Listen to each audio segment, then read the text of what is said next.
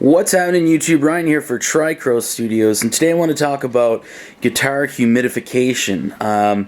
So pretty much before I moved to Edmonton, which is a very, very dry area, I guess especially if you're on the 4th floor of a condo, I didn't really need any guitar humidification. I had this beforehand, which is a Planet Waves, which kind of fits in there and filters out water.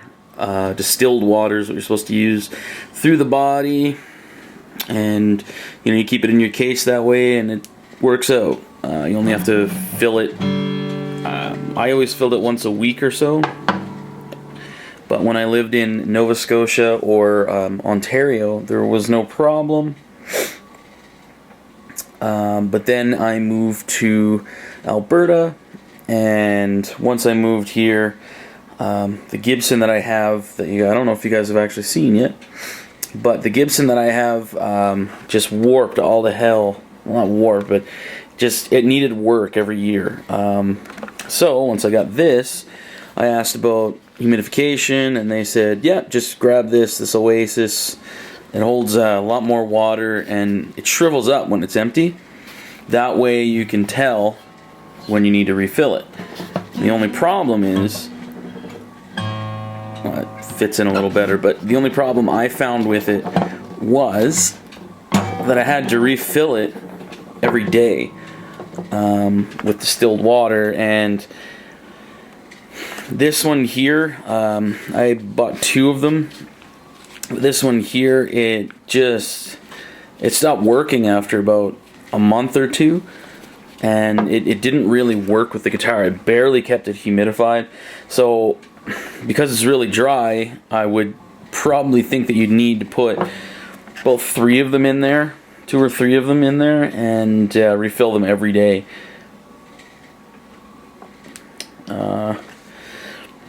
But yeah, I mean, this design here, to me, I find is a better design than this, because once this is empty, you have no idea if it's empty, right? But if you're not in a dry area, then these 2 here would work. I would wager to say that this is probably your best bet over the Planet Waves, just because you can tell when it's empty because it shrivels right up. This one, not so much. This one's easier to use. So if you just keep up with it, like I said, when I'm not in a dry area, if I refill this like once a week or once every 2 weeks, it works perfectly fine. Keeps everything nice. But I'm actually going to show you the solution that I use now, and I think it's a great solution for, even if I'd actually use it if I went back to a more moist climate. That way I would know that I wouldn't have to worry. So what I like to use is this